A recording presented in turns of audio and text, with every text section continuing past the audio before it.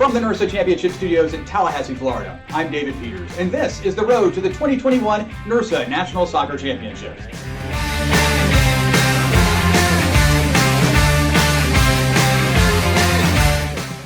Today's show, we're going to take 96 collegiate teams and divide them into pools for pool play to get things kicked off at our NIRSA National Soccer Championships in Foley, Alabama, November 18th through the 20th. Men's and women's, championship and open divisions. We'll talk through all of that today, plus we'll go down to Gainesville, where my colleague Marty Dempsey is standing by with special guests to give you a preview of the entire tournament field and the tournament experience. That's all coming up in today's Road to the National Championship show. But let's get started. No time to waste. We'll go into the women's side of the bracket first and the championship division, and let's talk through the pools. There are 8 pools in all, 3 teams per pool, and to get to the championship single elimination tournament, you need to be in the top 2. The third place team in each pool will move to a separate consolation bracket. And let's begin with Pool A, and it'll have Colorado, Texas A&M, and Washington. Colorado was a semifinalist back in 2019, the last time we had our tournament. They are the current Region 5 champion, and they're joined by Washington, the Region 6 North champion, and the Aggies out of Region 4. In Pool B, it's Illinois, Boston College, and Florida. Illinois is a semifinalist from back in 2018 and is this year's Region 3 champ. BC was the national runner-up in 2019. In Pool C, we'll begin with UC Santa Barbara, the 2017 national champion and this year's Region 6 South co-champ. They're joined by Kansas out of Region 4, a co-champion there, and Purdue. And in Pool D, it's North Carolina, Villanova, and UCLA. North Carolina is the Region 2 champ, Nova, the Region 1 co-champion, and UCLA was a semifinalist back in 2019. In Pool E, it's Colorado State, Penn State, and Baylor. Colorado State has qualified for the last 10 straight tournaments. They've been here quite a lot. They were a quarterfinalist back in 2019, and Penn State was a 2017 semifinalist. They are this year's Region 1 co-champion. In Pool F, it's Cal Poly, Minnesota, and Virginia. Cal Poly made the quarterfinals back in 2019. They are the Region South co-champion this year. In Pool G, it begins with reigning 2-time champion Ohio State. They're joined by Georgia Tech and Harvard. And in Pool H, it's fellow Region 3 team Wisconsin with UC Davis and Arkansas. It's the 5th straight year that Wisconsin will be in the championship division tournament here for NIRSA. All right, let's take a look at all those pools one more time from Pool A to Pool H. You'll see the top seeds in each pool on the top line. Colorado, Illinois, UC Santa Barbara, North Carolina, Colorado State, Cal Poly, Ohio State, and Wisconsin. We'll have a look at the championship playoff brackets and how all that works later. The playoffs will begin on Friday. The championship for women is at 5 p.m. Central Time on Saturday. You can follow all the coverage from the tournament from the opening kick to the final whistle online at NIRSAplay.com or on social media at NIRSAChamp.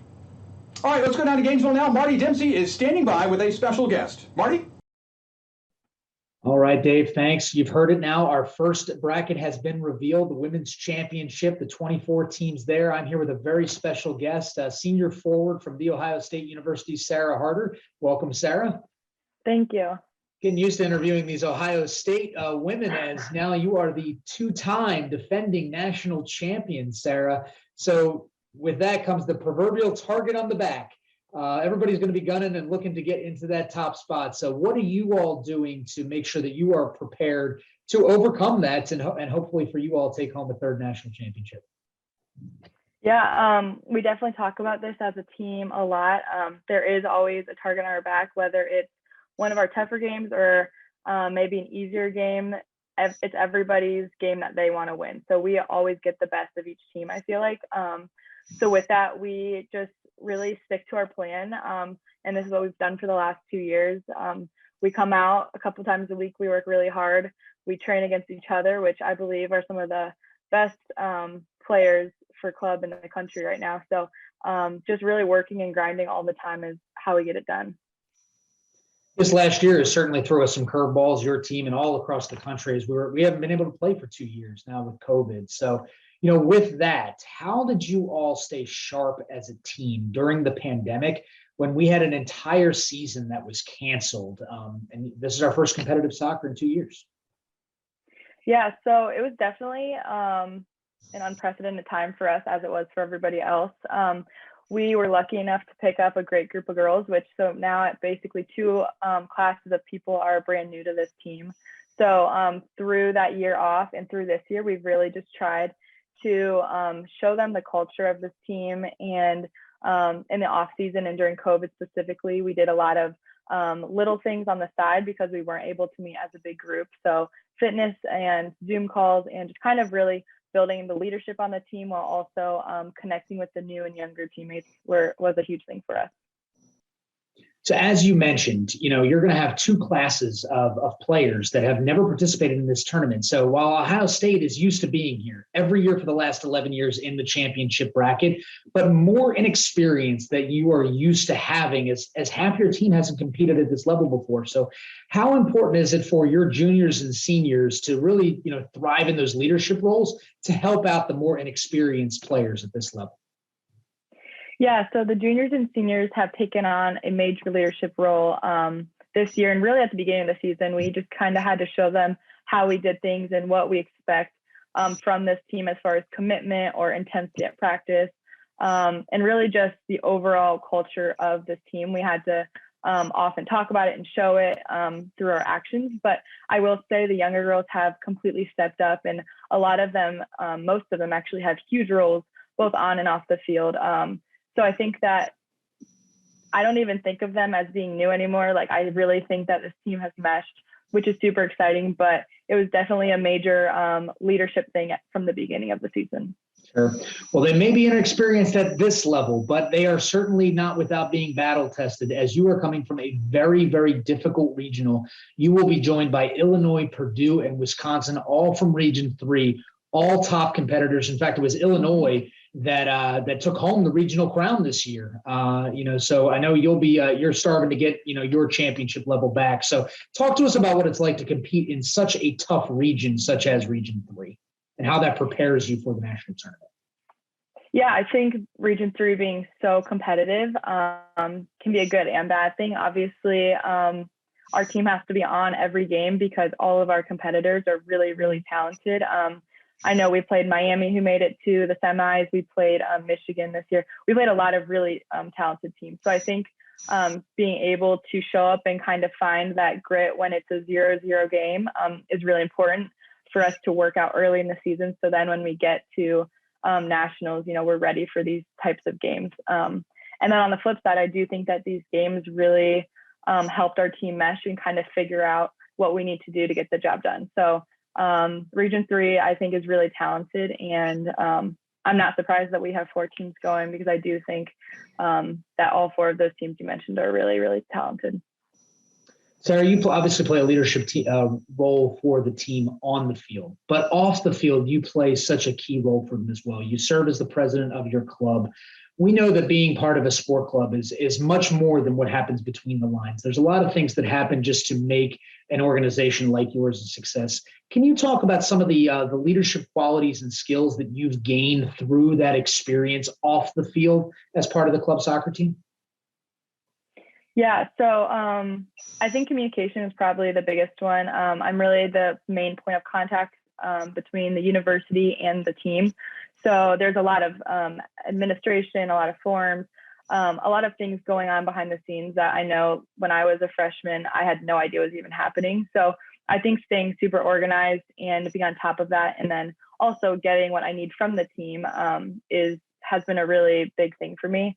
But also I have an exec board, which everyone on it is awesome. So I think also delegating and working alongside my exec board to make sure that everything gets done in the right way has been super, super efficient and also well done. So, yeah. Well, Sarah, whether it's on the field or off the field, we know that Ohio State has been, such a leader in this, and other teams are, trying to get that spot. So, want to wish you the best of luck at the tournament this year. Ohio State going for 3 in a row. Back to you, Dave. Thanks very much, Marty. Let's continue with the women's side, and we'll go to the open division this time. There are 6 total pools for the 24 teams, so that means 4 teams per pool. In the open division, only the top team out of the pool play round makes it into the championship, along with 2 wild cards. It'll make an 8-team championship bracket for the open division national title. All right, let's begin with Pool A, and in Pool A is Oregon, the defending Open Division champion. They'll be joined by Iowa State, a quarterfinalist from 2019, Penn and Butler. In Pool B, it's Texas, Northeastern, Virginia Tech, and Dayton. Out of this group, Virginia Tech won in 2016. They're the Open Division champion then. They'll try to repeat 5 years later. In Pool C, we have 3 of the 4 spots occupied now with Grand Valley State, Texas Tech, and Georgia Southern. We had one team drop out, so we have a to-be-determined slot. We'll try to fill that in the next coming days, so you'll want to check online with our online schedules and see if we plugged that hole. But again, the top team out of that pool will move on. In Pool D, it's James Madison, Notre Dame, Cornell, and the Colorado School of Mines. James Madison was last in the semifinals in 2018. In Pool E, another pool with just 3 of the 4 teams. They include Missouri, Colorado, the Black Squad, and Tampa, and a to-be-determined slot we're working to fill right now. And Pool F includes UConn, Cal Berkeley, Texas A&M Galveston, and Ohio. Out of this group, it was Cal that made the semifinals back in 2019. All right, let's take a look at those pools one more time from Pool A to Pool F. You can see how we've lined them up. Again, the top team from each one of these pools, along with a wild card, in fact, 2 wild cards, will comprise the 8-team championship bracket for the Open Division, with the championship being played on Saturday at 1 p.m. Central. You can follow the coverage of the Open Division online at NIRSAplay.com or on social media at NIRSAChamp. All right, it's time for some championship analysis. Let's go back down to Gainesville and Marty Dempsey. Marty? Thanks, Dave. Well, there it is, the unveiling of the 48 teams that will compete on the women's side of the bracket, both in our championship and our open divisions. Here to break down and provide a little analysis of the women's side, I have 2 very special guests here with us today. I have Cybbi Barton here. She is the Region 3 Commissioner. She works at the University of Michigan. And then Sylvain Tchaptchet, he's from Penn State University. He serves on the soccer work team as well as being the divisional coordinator in Region 1. Welcome to you both. Thanks for having us. Cybbi, first question is for you. We just got done earlier speaking with the defending champions. They're from Ohio State, right up in your neck of the woods. But this year was actually the University of Illinois that won the Region 3 tournament. They come into this tournament as one of 11 teams to qualify for the national tournament. Every year since we've been keeping track of that, that's 11 consecutive years for them. They're going to be matched up with Florida and Boston College in pool play. Also no strangers to the tournament, each with 8 out of 11 the past 11 years. So that pool, lots of experience. What can you tell us about that pool in general, and how much does experience really play a factor as teams are preparing? That pool is full of energy. We can already see it. We can already feel it. And you already have the stats that you know the history of these teams. So what I'm really looking forward to with this pool is that we do have the defending national champions with Ohio State, but we also have these powerhouses from Florida and Boston College. So to me, it's going to be like the final day when we're still in pool play with these teams. And so seeing that energy as they carry on from their regional tournament, despite not winning their title, respectively, like with Ohio State, and seeing how they can shift gears a little bit, knowing that they're playing for a national title. So I'm really looking forward to seeing that energy on the field and kicking it off with game 1.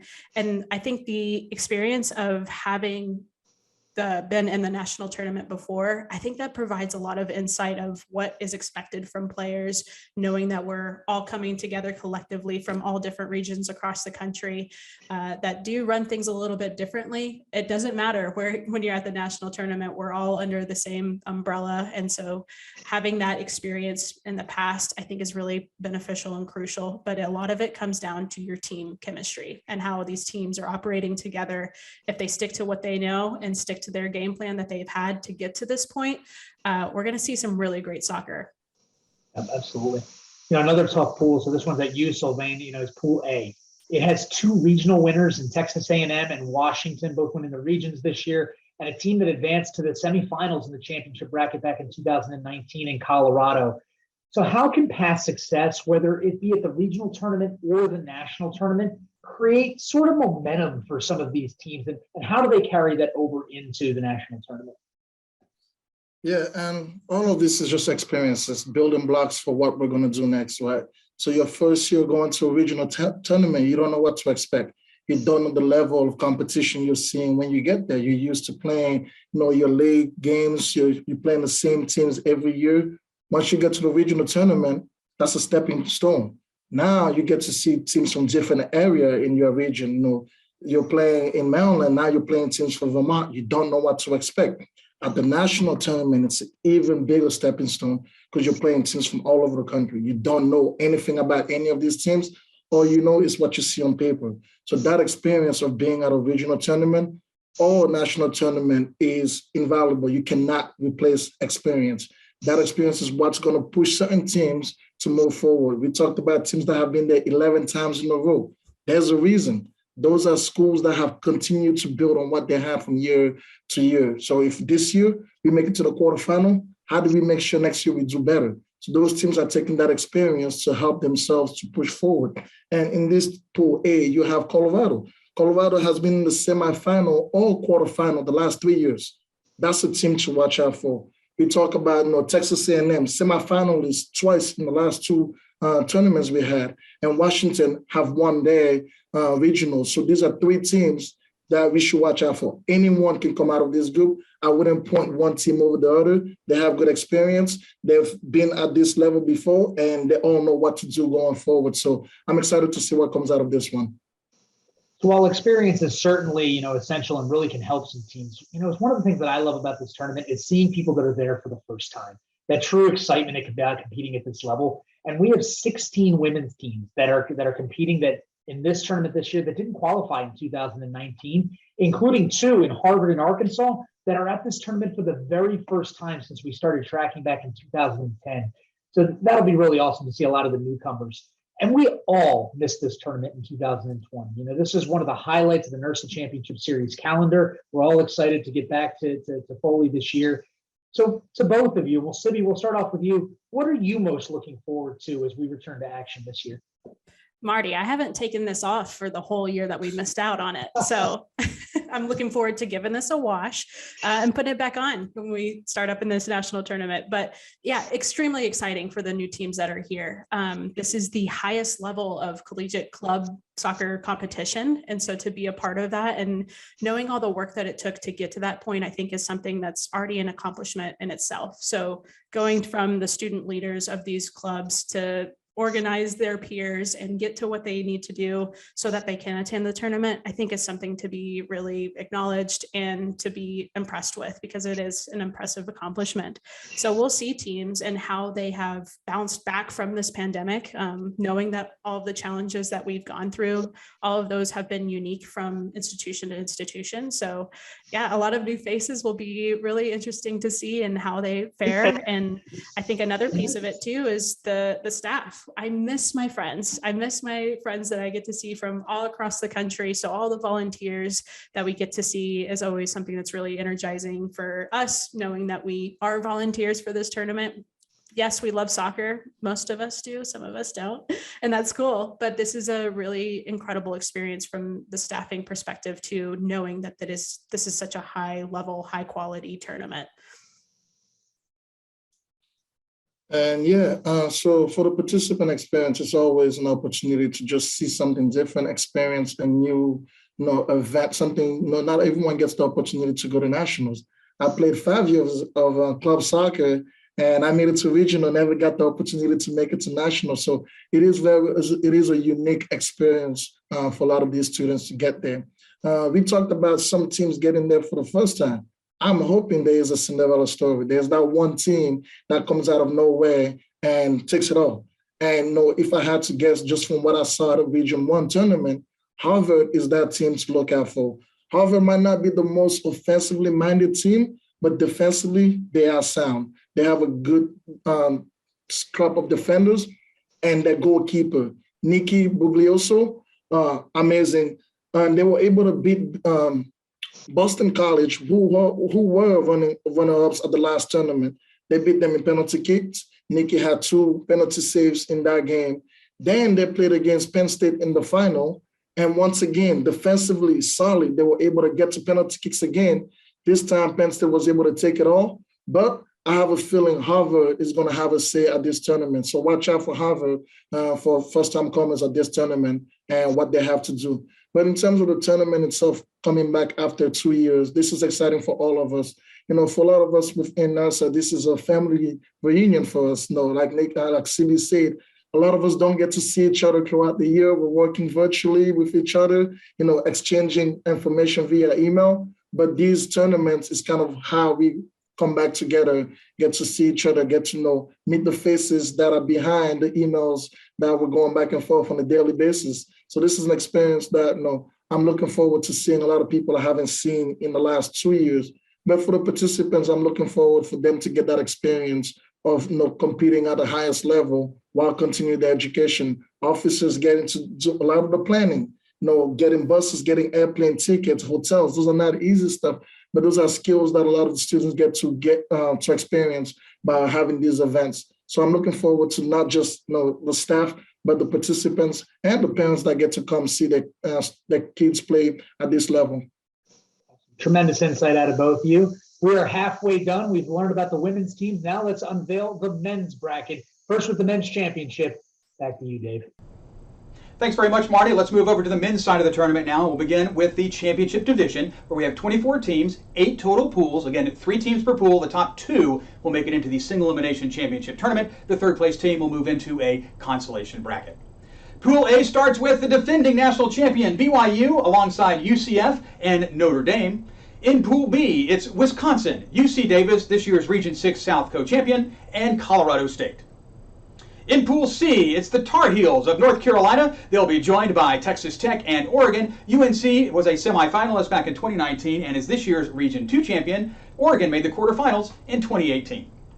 Pool D has Texas, Syracuse, and JMU. Texas is this year's Region 4 co-champion. The Qs is a co-champion from Region 1, and JMU was an Open Division semifinalist in both 2019 and 2018.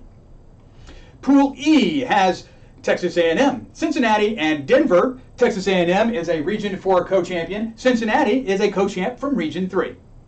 In Pool F, it's Purdue, App State, and Cal Poly. Purdue is the Region 3 co-champion from this year, and Cal Poly is back after 10 straight tournament appearances. They were quarterfinalists in 2019. Pool G begins with Minnesota, Tufts, and Michigan. Minnesota is the Region 5 champion for this year and was an Open semifinalist back in 2018. Michigan was a quarterfinalist in our last tournament in 2019.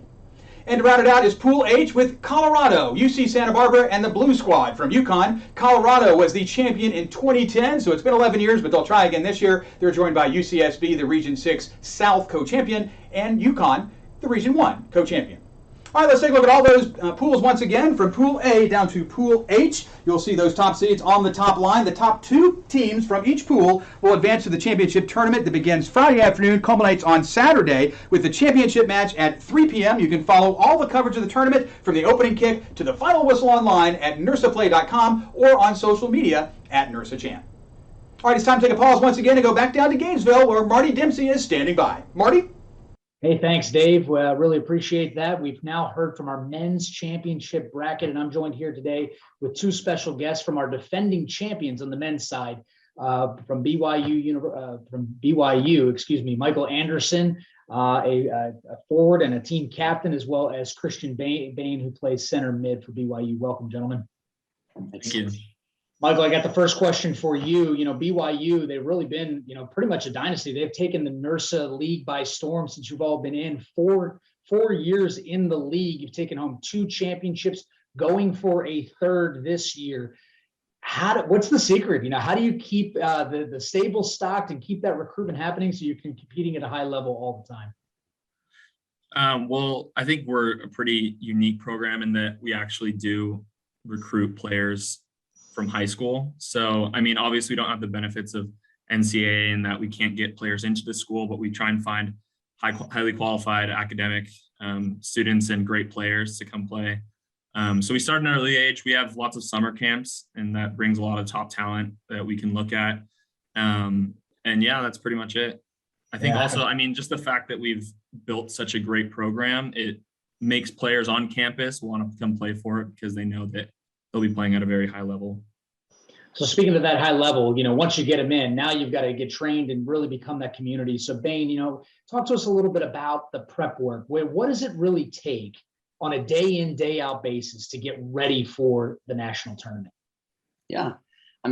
First thing that comes to mind is at nationals, you play 6 games in 3 days. So your physique and being in shape is a big aspect of it. We take a lot of time and preparation, making sure people are healthy, but they're also in shape. So we do a lot of that. The other thing we do is we just like to play big, play on a big field and try and get a bunch of game realistic scenarios in. And regionals is a great prep as well. You got a bunch of games in short amount of time. And then the other aspect I feel like has helped us a ton in the past is just mentally prepping for high pressure and high intensity scenarios. We've been able to do very well in our individual leagues and in regionals the past few years. I don't know if we've lost or tied a game, So we don't get a ton of those high intensity, high pressure scenarios. And just kind of taking care of that mentally and how we're going to react as a team beforehand. It's just a big advantage for us. Sure, absolutely. So high quality tournament, lots of great teams coming from all over the country. What are some teams that you're maybe looking out for that could really, really compete, make a lot of noise in the tournament that you think you might be seeing late in the tournament this time around? So I think for sure one of those teams is Michigan. I think I saw them in the bracket this year. But at 2019, we played them in the quarterfinals. I don't know how many current players are still on the team from that time period, but they're athletic. They were solid in the midfield. So they'll for sure be a tough team to play against. And I think just every game is competitive at nationals. It's not the same as your regular season games because you get all the regional champions coming. So we got to really be careful and treat every game like they're the best team in the tournament. Sure. Michigan's one of those teams that's been around, they've qualified for this tournament now 9 out of the past 11 years that they'll be in. So I'm sure that they will be a force. Your pool just released. You just found out that UCF and Notre Dame are your two opponents in Pool A in the men's championship bracket. Talk to us a little bit about, what it means to get off to a quick start in pool play immediately at the national tournament. I think it's really important, especially just setting the tone. Not only a score line, but it's a solid performance. I mean, you're traveling out there. It's going to be difficult travel, adjusting to the climate and the time change.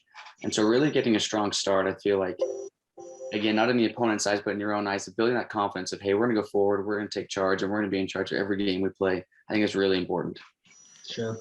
I think another big thing is, as opposed to 2019 where we had 4 teams in our bracket, this year we only have 3, which makes it all the more important to win both of those games because you don't really have, at least maybe you could tie a game like we did in 2019. We tied our first game against Texas A&M, but we were okay because we still had 2 more games to make up for that and get out of our group. But I think with only 3 teams, with only 2 games, we really need to make sure we're on top of things from the get-go.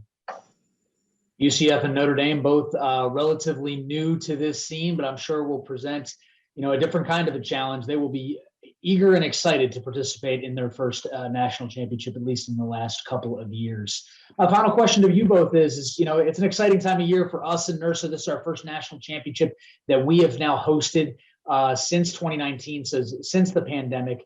So we know we're excited to be out there, but what are you most excited about to compete at this level next weekend? I think the short answer is competing and winning another national championship. That's always the goal and the vision of our team. The other thing I'm personally excited about is just playing quality teams. Mike mentioned it, and I played in 2017, 18, 19. I've been here for almost every single game at nationals, and every single game is competitive. There's not a single cakewalk. There's not a single team that doesn't fight to the last whistle, and it's just a highly competitive and entertaining and fun environment. So that's what we're looking forward to. Well, thanks, guys. I really appreciate you being with us here today. We got one more bracket to reveal. It is the Men's Open League, so we'll send it back over to Dave. Good luck to you both this year at the National Championship. Sweet. Thank you. Thanks, Marty. Thanks, Marty. Just one more segment of our tournament to go. That's the Men's Open Division, where we have 24 more teams. Here's 6 pools, 4 teams in each pool. The top team, along with 2 wild cards, will comprise an 8-team championship bracket going for that Open Division national title on Saturday afternoon. All right, let's start with Pool A, and it begins with UConn White, Florida State, Michigan State, and Kansas. And in Pool B, it's Illinois, Wingate, Arkansas, and San Diego State. The Aztecs were a Open Division quarterfinalists back in 2018. Pool C begins with a 2016 national champion, the Cavaliers of Virginia. They'll battle Miami of Ohio, Boston College, and UCLA. UCLA was an Open Division runner-up in 2019 and a finalist in 2018, so they're back so they can get the title here in 2021. In Pool D, it's Missouri, High Point, Butler, and Penn. The Quakers were a Open Division quarterfinalists in 2019. Pool E has 3 of our 4 teams designated so far. The B Squad from Minnesota, LSU, and Penn State. We had a late cancellation, so we're working to fill that 4th spot now. Check online with the schedules over the next week to see if we get a team in there. And in Pool F, it's Utah Valley, South Carolina, Towson, and Colorado College. Out of this group, Utah Valley was an Open Division quarterfinalist in 2019, and they were a finalist back in 2018. All right, let's take a look at all of those pools once again from Pool A to Pool F. Again, the top team will make it into the Open Division playoffs, along with 2 wild cards to make it 8 total teams. The final is on Saturday at 1 o'clock, and you can follow the coverage of the Open Division tournament online at NIRSAplay.com or on social media at NIRSAChamp. All right, one more chance for some tournament analysis. We'll go back down to Gainesville and Marty Dempsey. Marty? Thanks again, Dave. Now we know it, all 96 teams and where they will be competing here upcoming in Foley, Alabama. I'm rejoined by Sylvain and Cybbi here to provide some breakdown and analysis of the men's bracket. Sylvain, starting with you this time. Region 1, obviously a lot of familiarity up there as you are the regional coordinator for the area. There are 7 teams competing between the championship and the open brackets in Region 1, including newcomer Syracuse, who actually are co-champions of the region along with the University of Connecticut. So, Lane, what can you tell us about some of the teams that are coming out of the northeastern part of the country? First, you will notice that there are 2 UConn teams. I'm not 100% sure what's going on at UConn, but they're creating a lot of soccer players there. What I saw at the regional tournament, it seems like there is a divide between the 2 teams, and they ended up playing each other in one of the finals for one of the championship spot at the national tournament, and it was not a friendly game. This was an intense game, a high-level game that ended up going on penalty kicks. UConn Blue ended up winning the tournament, and that's why we see them in the championship bracket. UConn White got a bid from the open bracket, so we have both teams at the national tournament, and I can expect both teams to compete to see who is the better UConn team. So I'm looking forward to that. On the other side, in the championship bracket, you still have a newcomer in Syracuse. Syracuse, just like I mentioned earlier with Harvard, are similar type teams. Defensively sound, they're not going to give you too much in offense. You know, Syracuse won 1 game at the regional tournament, but somehow ended up being champion. Why? Defense wins championship. And that's what Syracuse showed us. Defensively, they were just building their blocks. And whenever they had an opportunity in offense, they took those chances. They won 3 of their games on penalty kicks. So if you are matched up with Syracuse, watch out, because they are coming. Even though they're newcomer, they are coming for it all. So I'm looking forward to seeing Syracuse at this tournament. Yeah, if you want to beat Syracuse, it sounds like you better do it in regulation. Don't let it get to penalties. Head a little further south, Cybbi, as we go to you. I know you have strong connections to the region, especially in Texas. Texas has really dominated Region 4, both of the champions coming from that state with Texas and Texas A&M. But there are 7 teams overall competing from Region 4. What are you looking for out of the southern part of the country? Yeah, Texas got some powerhouses there, and we see a lot of great teams, a lot of returners, and a lot of teams that are just right at the cusp of being successful at this tournament. And one of those being Texas Tech University. They've had a great showing in the tournament in the past years with pool play, but just haven't broken that last game to get them to the next step. So we'll see if they can carry the momentum that they had from the regional tournament. I know it was very exciting and energizing. I don't know if it was necessarily penalty kicks as much as we saw from Region 1, but there's going to be a really exciting results from that team, I expect. And then we also have, like you said, the University of Texas. They have been at a national tournament every single year since 2010. So in time these days, that feels like a million years. So UT continues to show up and to be a part of this tournament. So you know that they're going to bring some heat. So along with them, like you said, Texas A&M, both of those teams being co-champions out of the Region 4 tournament. So they're having some experience of that competitive level that we will be seeing a lot more of at the national level. And again, like you said, the 7 teams from Region 4, they're all returning to this tournament. So they have been here before. The experience is there. We are seeing teams that know what goes on, know what they have to bring to this tournament in order to be successful. Now it's their time to prove it and see if they can advance throughout this tournament to win the title. So it's really exciting hearing all the different regions and all the administrators from the different tournaments and regional tournaments talking about, hey, we had this really exciting game and this went to kicks and this one was an intense game. It was not friendly. So what is really exciting for me is seeing pretty much the clash of the titans of both the women's side and the men's side, of the best out of every region and who comes out on top. And that's what makes this tournament so exciting and so much fun to watch and to be a part of, and seeing who steps up and who wins the title. So I'm really excited to see all of it unfold. We're back, folks. 96 teams in 4 different divisions. We're going to crown 4 champions here coming up real soon. But that's not the end of soccer. As you know, as we get into the spring semester, a couple of years ago, we really unveiled this spring series that has been a welcome addition to the NIRSA Championship Series overall. What can we look forward to in 2022 from the Soccer Spring Series? So the spring series is an opportunity for us to continue, the growth of soccer within the association, within the country. With the spring series, it gives our student officials on campus an opportunity to continue to learn, and they're usually brought up for those tournaments so they can learn, grow, and move forward with that.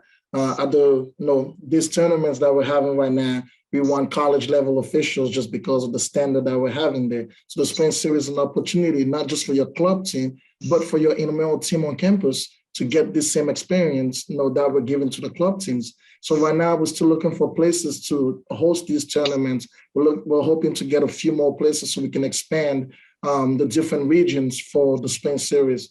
Spring series is also a little more less competitive, is how we put it together, is we have potentially 7v7 leagues, or 9v9, and then also your traditional 11v11. So we're experimenting with these different formats to give soccer players and soccer officials an opportunity to continue to play the game past this fall semester.